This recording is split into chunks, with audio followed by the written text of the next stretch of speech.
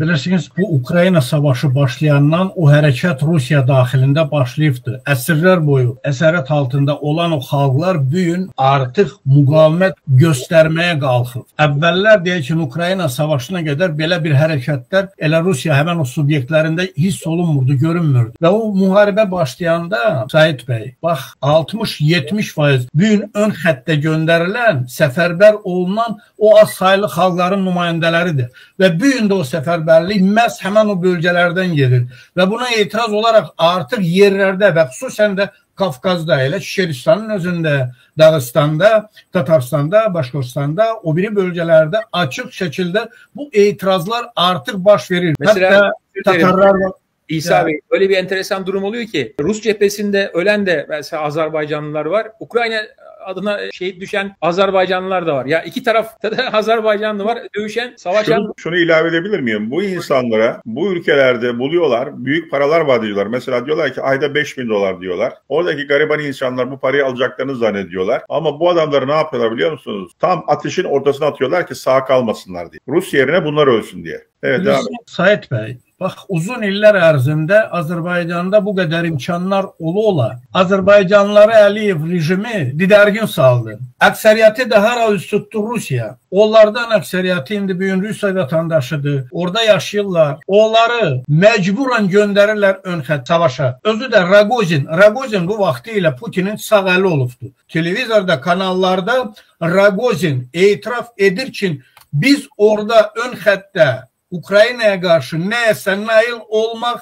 iktidarında deyilik, mümkün deyil, deyir, orada qırğın gedir, deyir. Və bundan sonra da deyir, biz orada böyük itkilər verəcəyik. Siz təsəvvür edin, Sait bəy, belə bir şəraitdə ora əksəriyyəti göndərilən həmən o emigrantlardır, üzbəklərdir, çox təəssüflər olsun. Həmən o Azərbaycanlılardır, Azərbaycanlılar da məcburiyyət qarşısında qalaraq, o təzyiqlərlə üz-üzə qalaraq vaxtı ilə Rus vətəndaşlığı onlar qəbul edirlər və bu gün etiraz edə bilmirlər, imtina edə bilmirlər, onları məcburan göndərirlər. Getməyənlər də, o deyək ki, Rus pası olmayan, onları həbs edirlər ayrı-ayrı bəhanələrlə, işgəncələr verirlər, aşağılayırlar və məcbur edirlər ki, onlar həmən o kontraktları imza atsınlar və göndərirlər onları təmas xəttinə. Bugün yüzlərlə Azərbaycanlılar meyitxanalarda və onlarla Əliyev heç kəs maraqlanmır. Valideynlər də indi kim bilir, kimlərdir, nədir, hardadır. Bax, indi biz dedik ki, Türk dünyasından Sait bəy 35 ildir demək olar ki, bu Türk devlətləri müstəqildir. O devlətlərə başçılıq edənlər kimdir? Rusların həmən o satqın marionetkalarıdır. Ruslar tərəfindən təyin edilmiş. Onlar inanırsınızmı bu Türk dünyasına xidmət etsin? Onlarla biz dəfələrlə elə bu kanallarda demişik, inanırsınızmı ki, biz hansısa bir ittifaq, bir deyək ki, həmən o Turanı qura bilək ki, yəni o təhlükələri, bugün o yaranan təhlükələri, siz dediniz Çindir, Rusiyadır və o bir təhlükələri nəzərə alaraq artıq biz bir ittifaqda təmsil olunaraq umumi bir ordu yarada bilərdik. O imkanlarımız axır var bizim. O sərvətlər ki, həmən Türk devlətlərində var. Onlarla bunları etmək olardı. Amma bugünkü gündə həmən o rejimlərdir. Elə Azərbaycan başda olmaqla Tokayevdir, o birlərdir. Onlar Ruslar tərəfindən təyin olunub uzun illər ərzində dəstəklənən, onlarla hansısa bir nə ittifaq, nə Turan qurmaq, Türk dünyasında bir araya getirmək şansımız çox azdır. Mən çox istərdim ki, əksinə Türkiyə bugün NATO'da güclənsin və orada ancaq və ancaq Türkiyə gələcəkdə əgər həqiqətən o devlətlərdə, xüsusən Türk devlətlərdə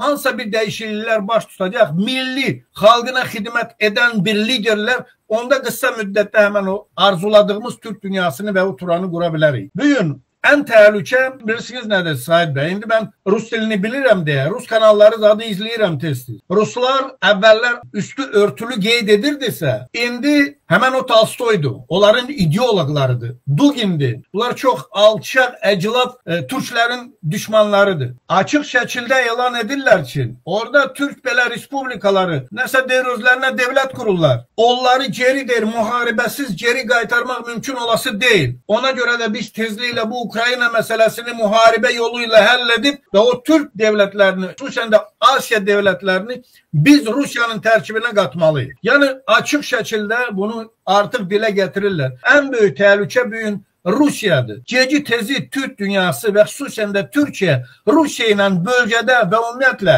o Türk dünyasında üz-üzə gəlməli olacaq. Amma yenə təkrar edirəm. O dövlətlər nəsə etdilərmi? Elə xüsusən də Azərbaycanı qeyd. Azərbaycanı biz dəfələrlə bu məsələləri qaldırırdıq, gündəmdə saxlayırdıq. Elə o Türk bazasını, Türkiyənin şükür Allaha 100 minlərlə ordusu var. 15 minlik ordunu elə Azərbaycanda yerləşdir. Bununla da həmən o baş verə biləcək təhlükələrini aradan qaldıra bilər. O cümlədən də o biri Türk dövlətləri. Amma o ki qaldı Rusiyanın daxilində gedən o prosesdə, Said bəy, onu qeyd etmək istəyirəm ki, Kafkaz xalqları var da, indi Dağıstanda xalqlar var, xüsusən də Çeçen xalqı. Bu bizim Türk dünyasının və xüsusən də Türkiyənin ən etibarlı müttəfiqləridir. Və o qarşı durma da Kafkazda qaçılmazdı. Nəyə görə? Ona görə ki, nə Çeçenlər o qədər soyqırımlardan sonra, o qədər sürgünlərdən sonra və xüsusən bilirsiniz ki, bu son Çeçen müharibələrində 35% ahali məhv olundu, yox oldu. O müharibə qaçılmazdı və nəzərə alaraq ki, hər 40-50 ildə Kafkazda o savaşlar davam edir. Və Rusiyada da elə bir durumdadır ki, yəni Kafkaza gələrək Kafkazda məğlub oldu birinci Çeçen savaşında. İndi isə nə Kafkaza, nə o biri bölgələrə göndərə biləcək qüvvəsi yoxdur, imkanları da yox. İndi səfərbər elan edirlər. Nəyə görə? Ona görə ki,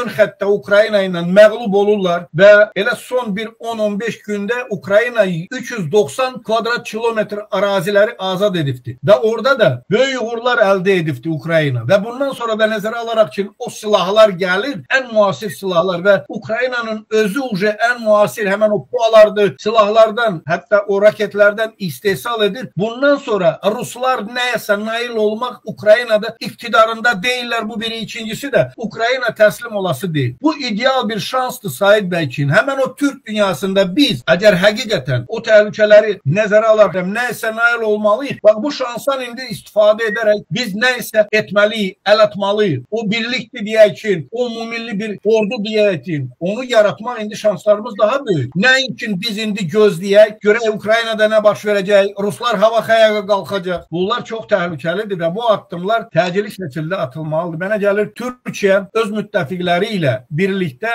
nəinki Kafkazda, xüsusən də Orta Asiyada addımlar ataraq nəyəsə nail olmalıdır. Bir də onlar qeyd edirlər ki, əgər onların istəyi, Türklər yəni, istəyinə nail olsa, o Türk birliyini, Turanı yaratsa deyir, Rusiya deyir, yox olur, Rusiyada heç kəs qalmır. Rusiya, onlar çox gözəl başa düşürlər və nəzərə alaraq ki, Rusiyanın ən azı bir 60-70% araziləri elə ahalisi, elə o Türk soylu xalqlardır. Yəni bu təhlükələr var. O hərəkət də var Mustafa bəy. Rusiyada o qopanma mərkəzdən qaçılmaz. Geci tezi bu başlayacaq və özü də Kafkazdan başlayacaq.